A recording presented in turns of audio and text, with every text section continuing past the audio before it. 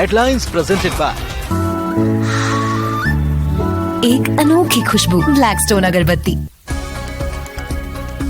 15वीं विधानसभा के 8वें सत्र की 30वीं बैठक कल। लाल डायरी के मुद्दे पर फिर बरपेगा हंगामा। प्रदेश में क्राइम कंट्रोल को लेकर सत्ता पक्ष और प्रतिपक्ष होंगे आमने सामने। बीजेपी विधायक दल की होगी बैठक। सुप्रीम कोर्ट से राजस्थान सरकार को बड़ी राहत। राजस्थान माइनिंग रूल्स 2013 पर सर्वोच्च न्यायालय ने लगाई मोहर। राजस्थान हाईकोर्ट के फैसले को किया रद्द।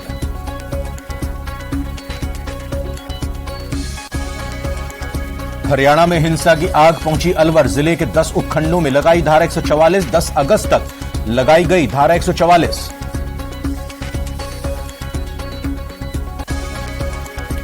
कोटपुतली में सिर फिरे युवक की करतूत। एटीएम मशीन पर पेट्रोल छिड़क कर लगाई आग। घटना सीसीटीवी में कैद। मशीन में रखे 17 लाख रुपए जलने से बचे।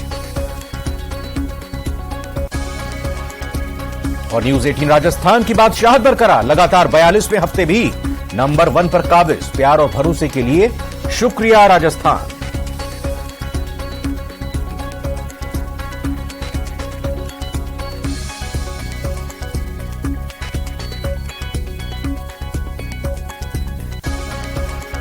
हेडलाइंस प्रेजेंटेड बाय एक अनोखी खुशबू ब्लैकस्टोन अगरबत्ती।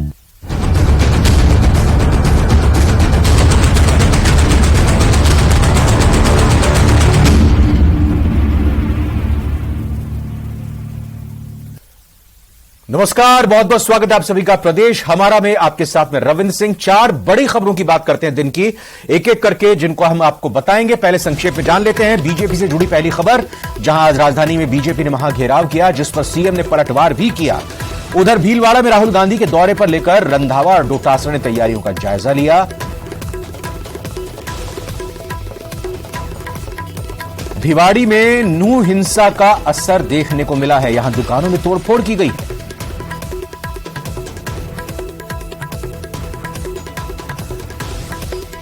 एक ब्रेकिंग न्यूज लेते हैं पहले। हरियाणा की आग अलवर पहुंच गई है। दरअसल अलवर में 10 अगस्त तक धारा 144 लागू कर दी गई है। हरियाणा में तनाव को देखते हुए धारा 144 लागू की गई है। अलवर जिले में 10 उपखंड क्षेत्रों में यह धारा 144 लागू की गई है। कौन से 10 उपखंड है ये धारा 144 जहां लागू हुई है?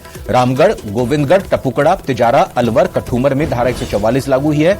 लक्ष्मणगढ़, मालाखेड़ा, किशनगढ़, बास, कोट कासिम में धारा 144 लागू कर दी गई है। यानी भीड़ इकट्ठा नहीं हो सकती, 5 आदमियों से ज्यादा लोग इकट्ठा नहीं हो सकते। एहतियात के तौर पर अलवर में धारा 144 लागू की गई है। और इसके अलावा वहां पुलिस और प्रशासन पूरी तरह से मुस्तैद है ताकि किसी भी तरह से कोई अप्रिय घटना ना घटे। सांप्रदायिक सौहार्द, आपसी सौहार्द पूरी तरह से कायम रहे, इसको लेकर एहतियात के तौर पर यह धारा 144 लगाई गई है। चूंकि हरियाणा से लगती सीमा और इस लिहाज से एहतियातन ये प्रशासन को जरूरी कदम लगा और उस हिसाब से 10 उपखंडों में धारा 144 लागू की गई है। 10 अगस्त तक ये धारा 144 लागू रहेगी। तो 10 उपखंड कौन से हैं ये आपको बता दें एक बार फिर से। रामगढ़, गोविंदगढ़, टपुकड़ा, तिजारा, अलवर, कठूमर में धारा 144 है। इसके साथ ही साथ लक्ष्मणगढ़, मालाखेड़ा, किशनगढ़, बास और कोट कासिम में धारा 144 लागू की गई है। बाकायदा पुलिस और प्रशासन की तरफ से वहां लगातार स्थितियों को देखा भी जा रहा है।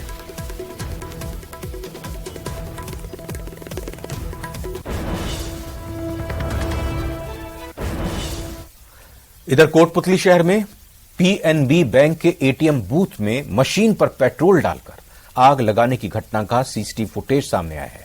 सीसीटीवी फुटेज के आधार पर पुलिस बदमाश की तलाश कर रही है। जानकारी के मुताबिक पीएनबी बैंक के एटीएम बूथ में घुसकर एक युवक ने मशीन पर बोतल से पेट्रोल डालकर आग लगा दी थी। समय रहते आग पर काबू पा लिया गया, जिससे मशीन में रखे करीब 17 लाख रुपए जलने से बच गए। फिलहाल पुलिस मामले की जांच में जुटी हुई है।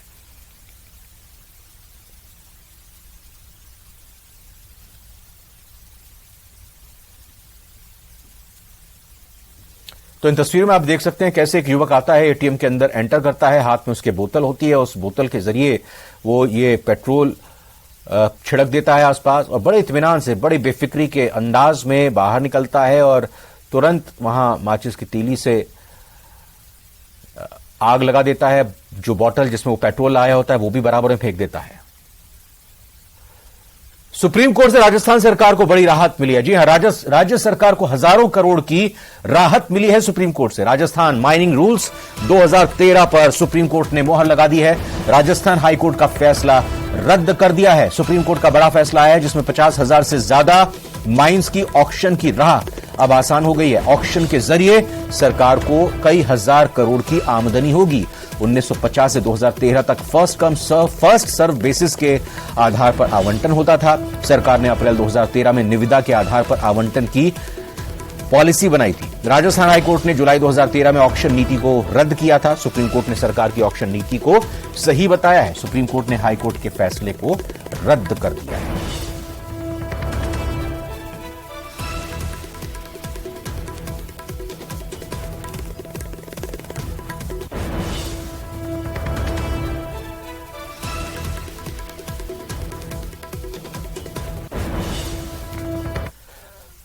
राजस्थान विधानसभा की कार्यवाही 15वीं विधानसभा के 8वें सत्र की 30वीं बैठक कल होनी है। लाल डायरी के मुद्दे पर एक बार फिर से ये कहा जा रहा है कि सदन में हंगामा बरपेगा। क्राइम कंट्रोल को लेकर सत्ता पक्ष और विपक्ष आमने सामने होंगे। बीजेपी विधायक दल की इससे पहले बैठक भी होगी और आगे की रणनीति सदन में क्या रखी जाए, कौन से सवाल उठाए जाएं, कैसे सरकार को घेरा जाए, तमाम बातचीत इस बैठक में होगी।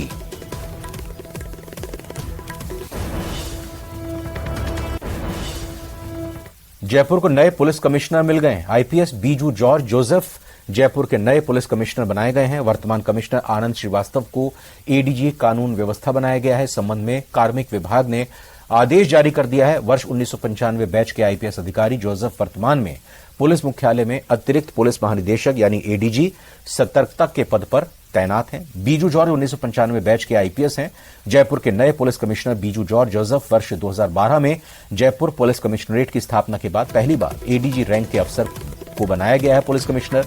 इसके पहले अब तक सीधे तौर पर आईजी रैंक के अफसर को पुलिस कमिश्नर की जिम्मेदारी दी जाती रही है। जयपुर में एसपी ईस्ट और एडिशनल पुलिस कमिश्नर और कार्यवाहक पुलिस कमिश्नर के पद पर वो रह चुके हैं। IPS Biju George Joseph Bharatpur range IG के अलावा जोधपुर पुलिस कमिश्नर भी रह चुके हैं। बीजू जॉर्ज जोसेफ अभी एडीजी विजिलेंस हैं। राष्ट्रपति पुलिस पदक से भी वो सम्मानित हो चुके हैं। IPS Biju George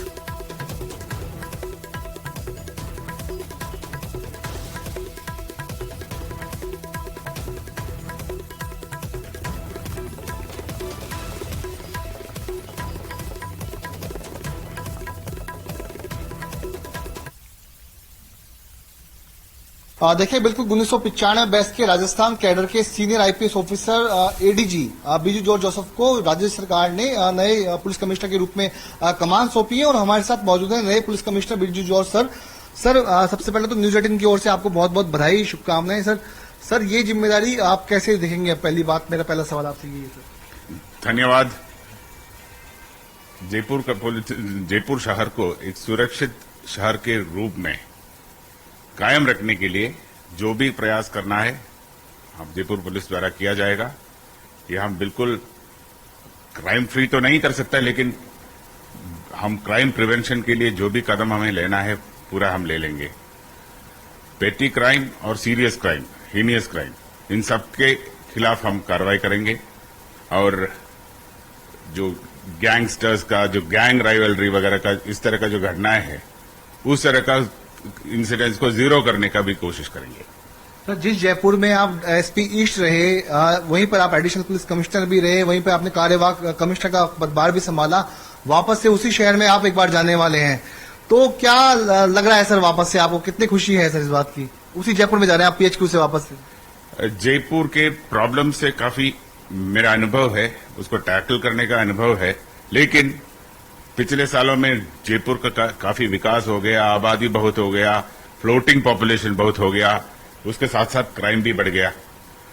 visible crime के साथ साथ साइबर क्राइम, जो एनोनिमस क्राइम है, वो भी बहुत ज्यादा स्तर पर होने लग गया। तो एक नया चुनौती ये साइबर क्राइम है।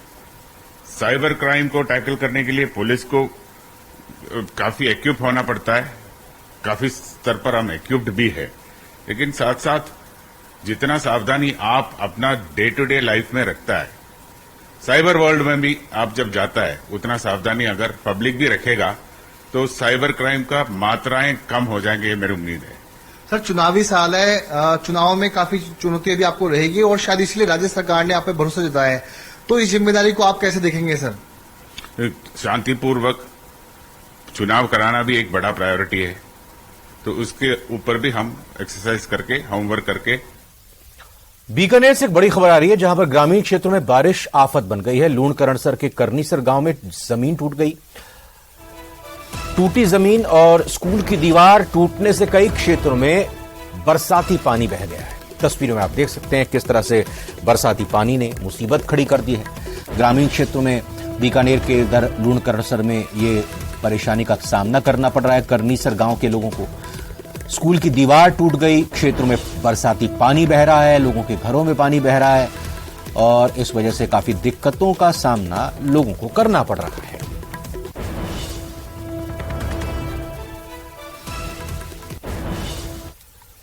वहीं बीजेपी ने मंगलवार को राजधानी जयपुर में सचिवालय का महाघेराव किया। पुलिस से धक्का मुक्की हुई। बीजेपी के कई कार्यकर्ता जख्मी हो गए, जिस पर बीजेपी ने कांग्रेस पर करारा प्रहार किया है। कि जिस प्रकार से लाठीचार्ज और वाटर कैनन का उपयोग प्रदर्शनकारियों के ऊपर किया गया, दुर्भाग्य है कि जहां लाठीचार्ज अपराधियों के लिए होना चाहिए, वो अपराध भ्रष्टाचार के खिलाफ कोई आवाज उठाता है तो उनके साथ अपराधियों जैसा बर्ताव आज जयपुर की धरा पर हुआ और आप सब लोगों ने देखा है। अब जिन मुद्दों को लेकर हमने प्रदर्शन किया है, इन्हीं मुद्दों के आधार पर हम अब आगे की लड़ाई अपनी प्रारंभ करेंगे। मोटे तौर पर यही कहना था कि सरकार ने आज लाठी तंत्र का जो इस्तेमाल किया है और जिसके कारण से हमारे कार्यकर्ता चोटिल हुए, हमारे कार्यकर्ता जो 12 लोग चिकित्सालय में भर्ती हुए, 10 आदमी राजस्थान हॉस्पिटल में गए, 2 आदमी एसएमएस में गए, अभी जेरे इलाज है। हम इस बर्बरता से रुकने वाले नहीं है। मोटे तौर पर यही निवेदन करना है। और जो मुख्यमंत्री जी ने ट्वीट किया, मैं उसकी निंदा करता हूं।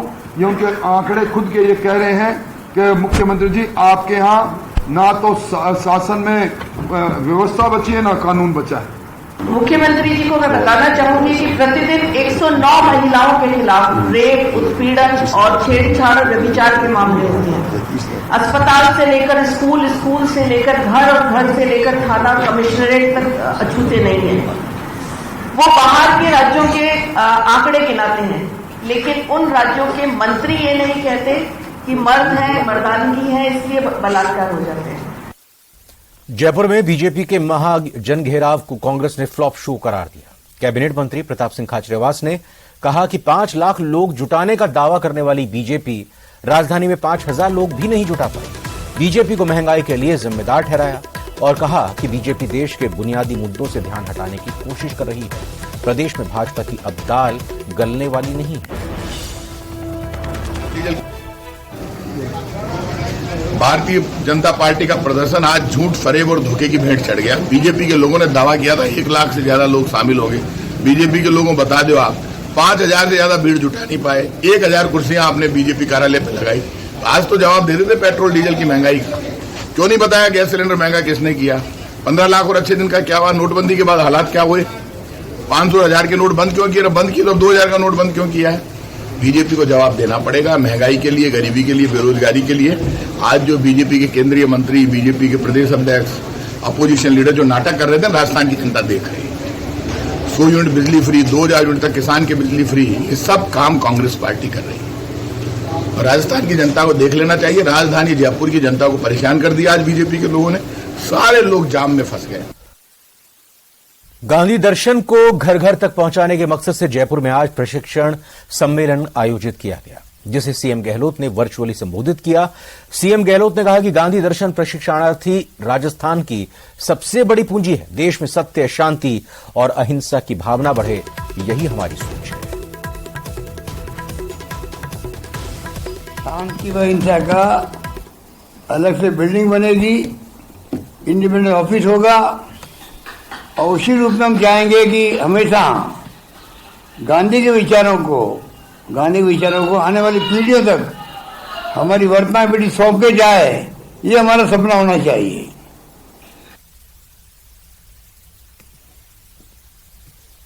और वहीं अगली खबर अगर आपको बताएं तो भरतपुर में बसपा से कांग्रेस में शामिल हुए 4 विधायकों की सर्किट हाउस में गोपनीय रूप से बैठक हुई। बैठक में करौली विधायक लाखन मीणा, नगर विधायक वाजिब अली, तिजारा विधायक संदीप यादव और नदबई विधायक जोगिंदर सिंह अवाना इस दौरान मौजूद रहे। बैठक के बाद चारों विधायकों ने रेंज आईजी और संभागीय आयुक्त से मुलाकात भी की। जानकारी के अनुसार गोपनीय बैठक में आगामी विधानसभा चुनाव के बारे में चर्चा की गई।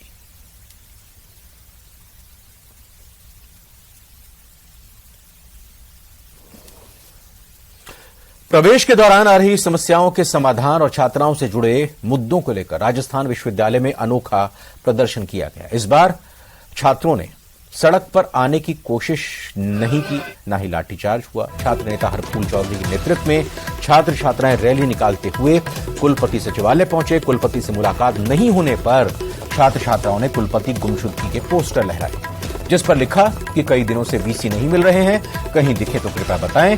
इतना ही नहीं, छात्र गुलाब के फूल लेकर धरने पर बैठ गए। इस दौरान रघुपति राघव राजा राम भजन भी चलाया गया और गीता पर हाथ रखकर सिंडिकेट सदस्यों को सौंपा गया ज्ञापन।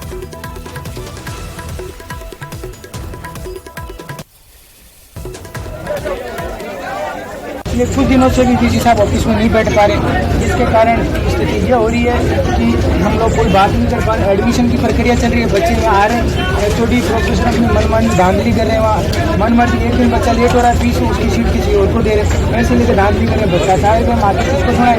सरकार की तरफ से विश्वविद्यालय का मुख्य रजिस्ट्रार, वहाँ भी कोई नहीं बैठा है, वो भी डीसी साहब भी नहीं। अब तुमको लग रहा है थोड़े दिन में मना होने वाले हैं, या तुम अभी जाके अगर परमिशन देते हैं प्रधानमंत्री थाने में जाकर FIR करवाएंगे। कम से कम भाई अनाथ होने की कगार पे अपहरण तो नहीं कर लिया किसी ने, भैया तो यहाँ आके बैठे किसी दूसरे आदमी को गाड़ दे, उधर भी नहीं है इधर भी नहीं है। प्रोफेसर लोग आपको बताएं क्या स्थिति है। और अब बात करौली की, जहां डांग क्षेत्र में आज के आधुनिक युग में सुगम आवागमन की सुविधा तक नहीं मिल पा रही है, जिसका खामियाजा ग्रामीणों को उठाना पड़ रहा है। मंडरायल के गुवारी का डाडा गांव का मामला है ये, जहां सड़क के अभाव में सांप के काटने से पीड़ित महिला को वाहन की जगह इलाज के लिए चारपाई पर अस्पताल ले जाना पड़ा। दरअसल मंडरायल के रोधई ग्राम पंचायत के गुवारी डाडा गांव की 45 साल की महिला को खेत में सांप ने काट लिया, जिससे महिला बेहोश हो गई। गांव से मुख्य सड़क करीब 1.5 किलोमीटर तक है और इस रास्ते में सड़क का अभाव है, जिसकी वजह से वाहन नहीं पहुंच पाता। लिहाजा महिला को चारपाई पर लिटाकर ले जाना पड़ा। अब महिला की हालत खतरे से बाहर है।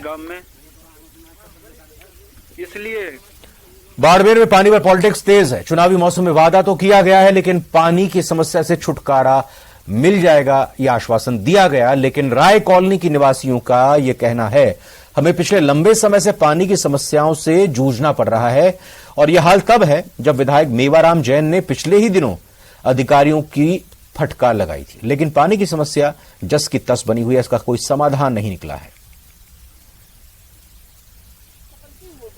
नलका आवे को थोड़ा भागुड़े, बिजली आवे को चंद्री में 3-3 4-4 बार बितावे।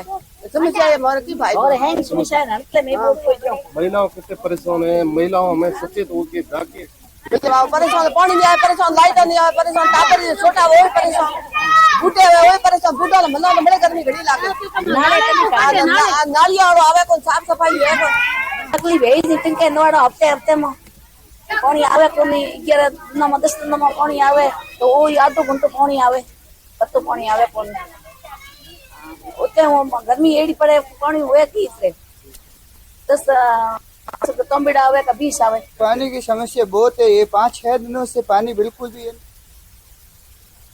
कोटा से बड़ी खबर आ रही है, जहां टोल प्लाजा के पास बदमाशों ने फायरिंग की है। नेशनल हाईवे 52 पर टोल प्लाजा के पास बदमाशों ने फायरिंग की है। फायरिंग में नया गांव निवासी युवक के पास से गोली निकली है। सुकेत थाना पुलिस फिलहाल इस मामले में बाकी बदमाशों की तलाश कर रही है। तो दिन दहाड़े कोटा में फायरिंग की वारदात को अंजाम दिया गया। टोल प्लाजा के पास बदमाशों की तरफ से फायरिंग की गई है।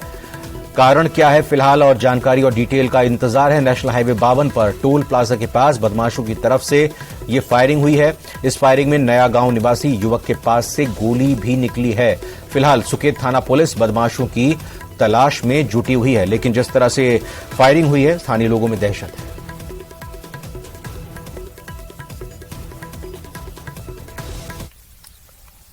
और इस मामले में आपको बता दें कि एक पवन खेड़ा जो कि कांग्रेस से प्रवक्ता हैं, उनका एक ट्वीट दरअसल आया है। इस ट्वीट के बारे में आपको बता दें, पवन खेड़ा के ट्वीट को, वो फूलों से डरते हैं, मणिपुर से मेवात तक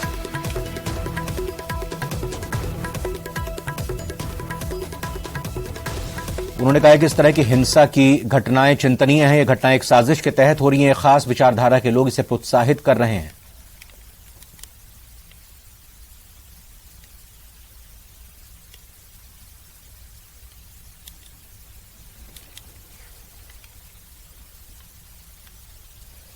उज्जीवन स्मॉल फाइनेंस बैंक ने एक नया ब्रांड कैंपेन शुरू किया। यह कैंपेन है उन ग्राहकों का भरोसा जीतने का जो अपनी खून पसीने की कमाई बैंक में निवेश करते हैं। उज्जीवन स्मॉल फाइनेंस बैंक एक शेड्यूल कॉमर्शियल बैंक है जिसे आरबीआई से लाइसेंस प्राप्त है। लक्ष्मण, जो कि उज्जीवन के प्रवक्ता और सीएमओ हैं, सुनते हैं उनसे इस कैंपेन के बारे में।